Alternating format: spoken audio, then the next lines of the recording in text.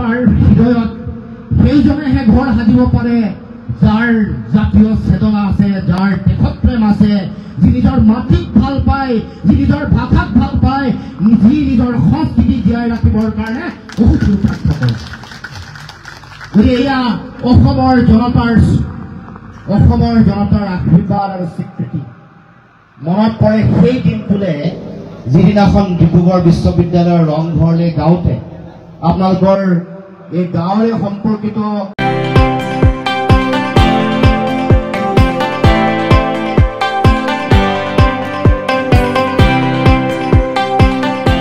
Hello' নমস্কাৰ বন্ধু বান্ধৱীসকল, মই অসমৰ অন্য এটি নতুন ভিডিঅ'লৈ আপোনালোকক সকলোকে পুনৰবাৰ স্বাগতম জনাইছোঁ।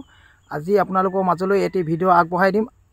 আমাৰ ৰাজীৱ ককাইদেউ শ্ৰাদ্ধত আমাৰ লুঞ্জিদৈ ককাইদেউ আৰু মহেন্দ্ৰ হাজৰিকা ককাইদেউ তেওঁলোকৰ মুখেৰে ভাষণ সহকাৰে নিজৰ মন্তব্য দিয়া কথাখিনি আপোনালোকৰ মাজলৈ আজি ভিডিঅ'ৰ সহকাৰে আগবঢ়াই দিম। আপোনালোকে কোনো স্কিপ নকৰাকৈ ভিডিঅ'টো প্ৰথমৰ পৰা শেষলৈ চাই থাকিব। আৰু মোৰ চেনেলত যদি প্ৰথম চাইছে মোৰ চেনেলটো লাইক, কমেণ্ট, শ্বেয়াৰ আৰু নতুনকৈ চাইছে যদি চেনেলটো ছাবস্ক্ৰাইব কৰি দিব নাপায় তেনে বলক আজি ভিডিঅ'টো আৰম্ভ কৰোঁ। এয়া হ'ল ৰাজীৱ শদিয়াৰ সমাধি তীৰ্থ হৈ গ'ল।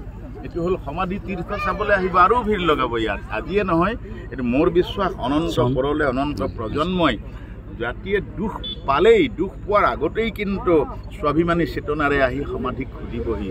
এই যে ভূপেন দাই যেতিয়া গাইছিলে সেইবিলাক গান তেতিয়া লিখিছে, মই লাচিতে কৈছোঁ মোৰ, এই যে মই লাচিতে কৈছোঁ মোৰ, সঘনাই নাম লোৱা লুইত পৰিয়া ডেকা দল, এই যে সঘনাই নাম লোৱা, সঘনাই এতিয়া মনৰ মাজত থাকিবৰ কাৰণে ৰাজীৱ শদিয়াৰ মহাপ্ৰয়াণে কি কৰিলে? এই মহাপ্ৰয়াণে কি কৰিলে? সমগ্ৰ মানুহক, অসমীয়া জাতিটোক এক কৰাৰ এক শক্তি প্ৰদান কৰিলে, জাতীয় চেতনা একেবাৰে উদ্ভাসিত কৰিলে, উজ্বলালে আৰু সম্প্ৰীতিৰ বাৰ্তা বহন কৰিলে আৰু সাৱধান বাণীও দিলে যে সাৱধান, জাতীয়তাবাদৰ ওপৰত যাতে জাতীয়তাবাদক পদপিষ্ঠ কৰি পেলাই কোনো সাৰি যাব নোৱাৰিব। কাৰণ ইয়াৰ মানুহৰ বুকুৱে বুকুৱে, নৈয়ে পথাৰে বনে জংঘলে অৰণ্য সকলোতে জাতীয়তাবাদ বিৰাজি আছে।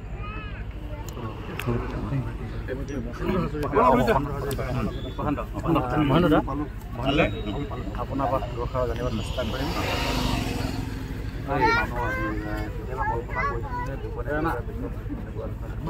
তাৰমানে ঈশ্বৰে দেশৰ মাটিত তেনেকুৱা যুগজয়ী সত্তা সদায় এভেইলেবল নহয়। কেতিয়াও মানে এইটো সময় অনুসাৰে জাতিয়ে একোজনকৈ তেনেকুৱা যুগদ্ৰষ্টা বা এনেকুৱা যুৱ সাহস যুৱ চেতনাৰ কাৰণে একোজন দেশৰ মাটিত উপজে।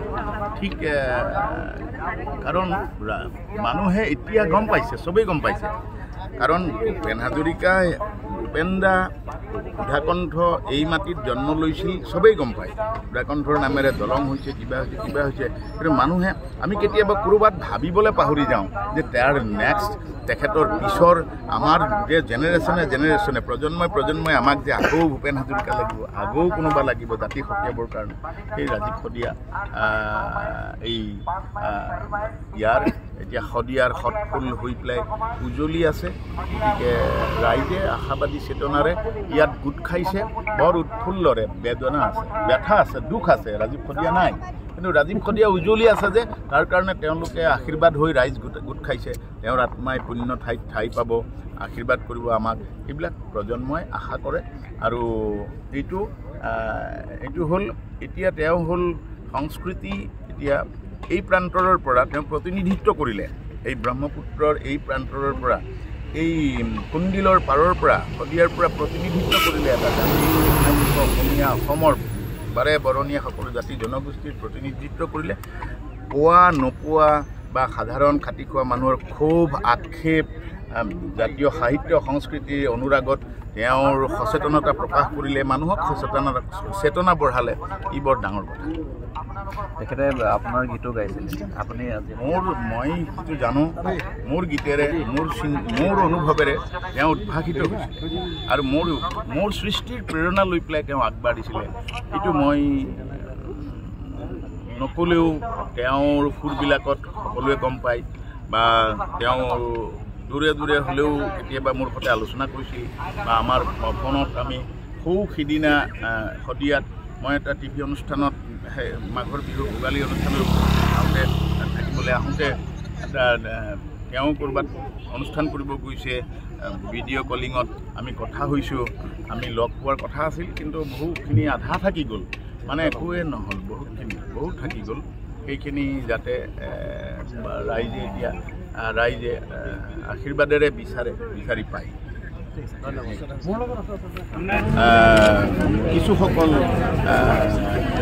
কিছুসকল মহান মানুহৰ মহান ব্যক্তিৰ আদৰ্শ আৰু অনুপ্ৰেৰণা থাকে আমি যিটো জানো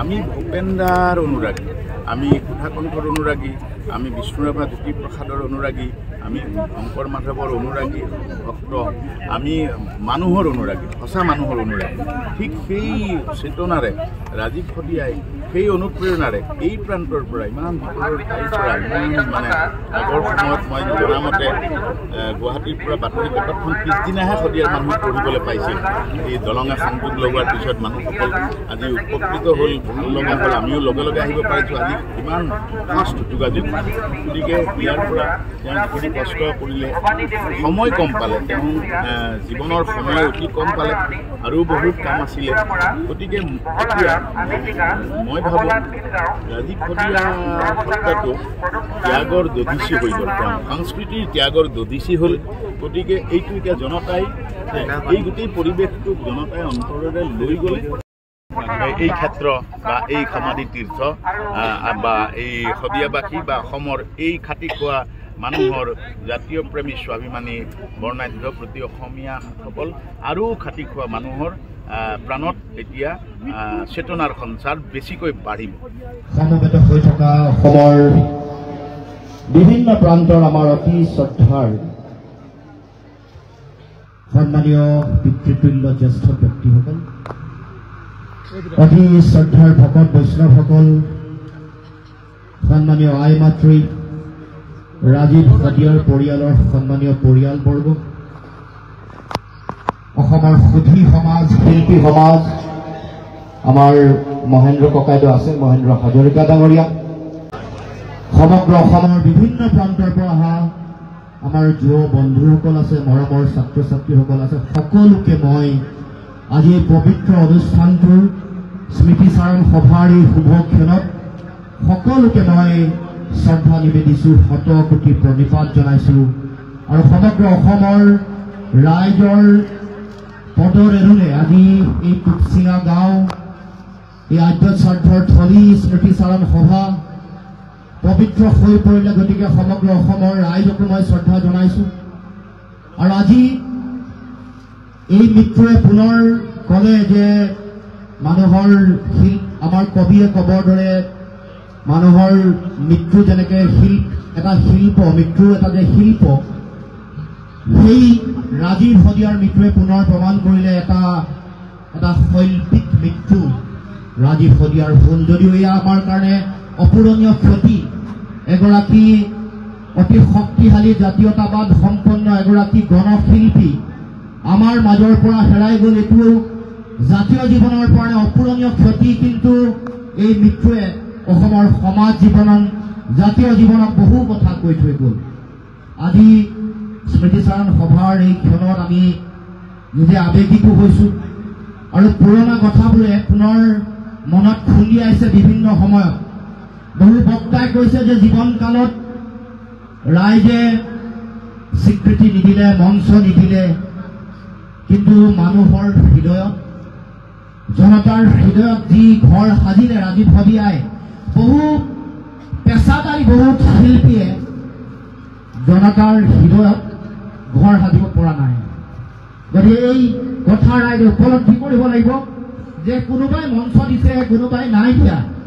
এইটো ডাঙৰ কথা নহয় কিন্তু জনতাৰ হৃদয়ত সেইজনেহে ঘৰ সাজিব পাৰে যাৰ জাতীয় চেতনা আছে যাৰ দেশপ্ৰেম আছে যি নিজৰ মাটিক ভাল পায় যি নিজৰ ভাষাক ভাল পায় যি নিজৰ সংস্কৃতি জীয়াই ৰাখিবৰ কাৰণে বহুত পুৰুষাৰ্থ কৰে গতিকে এয়া অসমৰ জনতাৰ আশীৰ্বাদ আৰু স্বীকৃতি মনত পৰে সেই দিনটোলৈ যিদিনাখন ডিব্ৰুগড় বিশ্ববিদ্যালয়ৰ ৰংঘৰলৈ গাঁৱতে আপোনালোকৰ এই গাঁৱৰে সম্পৰ্কিত আমাৰ সিদ্ধাৰ্থ শংকৰ গগৈ আছে, ৰাজীৱ শদিয়াৰ দাদাই নুৰিন্দা এই আমাৰ গাঁৱৰ ল'ৰা এটা লৈ আহিছো গান গাবলৈ। ডিব্ৰুগড় বিশ্ববিদ্যালয়ৰ ৰংঘৰৰ পবিত্ৰ মঞ্চত প্ৰথম তেতিয়া আমি ৰাজীৱ শদিয়াক পাইছো। ৰাজীৱ শদিয়া হোৱা নাই, তেতিয়া ৰাজীৱ গগৈয়ে হৈ আছিল। সেই দিনটোৰ পৰা এটা দীঘলীয়া পৰিক্ৰমা, বিভিন্ন সময় আমি সুদৰ্শন ছাত্ৰ সন্থাৰ সাধাৰণ সম্পাদকৰ দায়িত্ব ললো। লোৱাৰ পাছত আমাৰ লগত কেনেধৰণে সম্পৰ্কিত সকলোৱে জানে।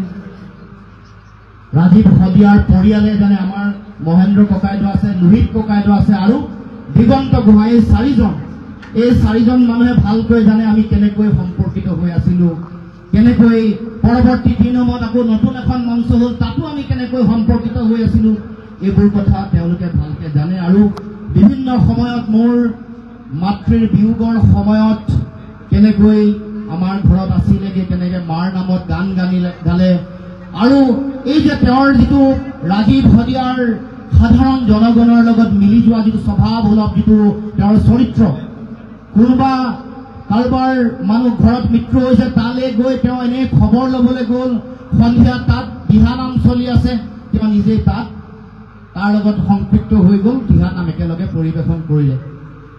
এই যে স্বভাৱসুলভ শিল্পী সত্তা যিটো, এই যে মানুহৰ লগত, মানুহৰ প্ৰাণৰ লগত মিলিব পাৰে, মানুহৰ লগত হৃদয়ৰ লগত সম্পৰ্ক স্থাপন কৰিব পাৰে, এই যে মাটিৰ লগত মিলিব পাৰে, এইটোৱে প্ৰকৃত এটা শিল্পী সত্তাক প্ৰতিনিধিত্ব কৰে। যি শিল্পবোধ এটা জাতিৰ প্ৰয়োজন, যাৰ সংকট হোৱাৰ কথা বহুতে কৈছে, যাৰ সাংস্কৃতিক অৱক্ষয় হোৱাৰ কথা বহু মানুহে ইতিমধ্যে উল্লেখ কৰিছে, তেনেকুৱা এটা সময়ত নিজৰ গানৰ যোগেদি আমাক নতুন বাটৰ সন্ধান দিবৰ কাৰণে চিন্তা চৰ্চা কৰিছিল। আৰু সেইকাৰণে ইমান কম বয়সতে তেওঁৰ গানবোৰে মানুহৰ মাজত এটা জাতীয় চেতনা জগাই তুলিছিল। যেতিয়াই আমাৰ সংকট হৈছে, আমাক অন্যায় কৰিছে বিভিন্ন শক্তিয়ে, অশুভ শক্তিয়ে, তেতিয়াই মানুহৰ পক্ষত, জনতাৰ পক্ষত থিয় দিছে। বহু শিল্পীয়ে বঁটা বাহনৰ লোভত, বহু শিল্পীয়ে ৰজাঘৰৰ তুষ্টিকৰণৰ চিন্তাত, তৈলমৰ্দনৰ চিন্তাত, ভয়ত ৰাইজৰ পক্ষত, জনতাৰ পক্ষত মাত মতা নাই। কিন্তু ৰাজীৱ শদিয়াই জনতাৰ সংকটৰ কথা উপলব্ধি কৰি জনতাৰ হৈ মাত মাতিছে, কৈছে, চিঞৰি চিঞৰি কৈছে যে এয়া মোৰ জাতিত কৰা অন্যায়, এয়া মোৰ ভাষা কৃষ্টি সংস্কৃতিত কৰা অন্যায়, এয়া মোৰ মাটি ভেটি উচ্ছেদ কৰিবলৈ কৰা ষড়যন্ত্ৰৰ এটা অংশ। গতিকে আমি এই সংগ্ৰামৰ সময়ত আমি দেখিছো যে বিভিন্ন সময়ত আমাৰ লগত একেলগে চামিল নহয়, আমিও লগ পাওঁ, সঘন যোগাযোগ আমাৰ লগত থাকে। আজি এই মুহূৰ্তত বহু কথা মনত দোলা দি গৈছে। গতিকে আমি জীয়াই ৰাখিব লাগিব তেখেতক, জীয়াই ৰাখিবলৈ তেখেতৰ আদৰ্শ জীয়াই ৰাখিব লাগিব।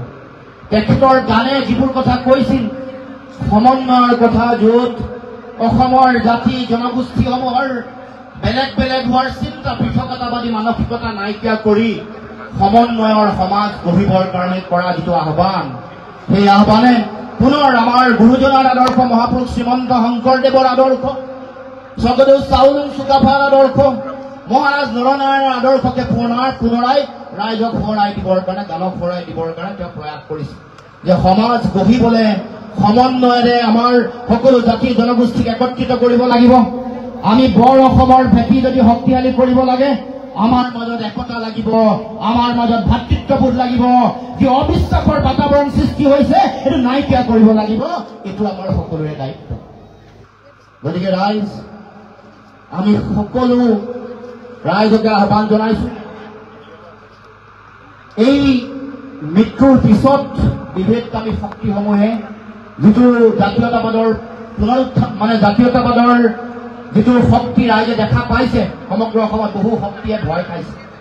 বহু শক্তিয়ে এই মানুহৰ জাতীয়তাবাদৰ উন্মেষ দেখি ৰাজীৱ শদিয়াৰ মৃত্যুৰ পিছত যিটো মানুহৰ মাজত যিটো পঞ্জীভূত জাতীয়তাবাদৰ আৱেগ দেখিছে, সেইটো দেখি সকলোৱে উপলব্ধি কৰিছে যে আমাৰ সমাজত চলি থকা যিবোৰ অন্যায়, সমাজ ভঙাৰ যিবোৰ চিন্তা, যিবোৰে আমাক সংকটৰ মাজলৈ ঠেলি দিব খুজিছে বিভিন্ন শক্তিয়ে, সেইবোৰক এটা শক্তিশালী বাৰ্তা প্ৰেৰণ কৰিছে। গতিকে আজি এই ক্ষণত মই এইগৰাকী গণশিল্পীক সশ্ৰদ্ধ প্ৰণিপাত জনাইছো।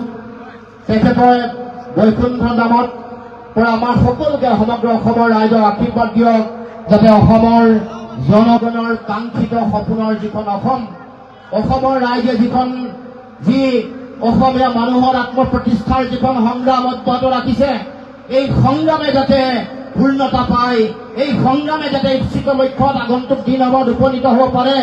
মোৰ ককা আজু ককাই দি থৈ যোৱা মাটি ভেটি যাতে সৰ্বকালৰ কাৰণে আমি সকলোৱে সন্মিলিতভাৱে সুৰক্ষিত কৰি ৰাখিব পাৰোঁ।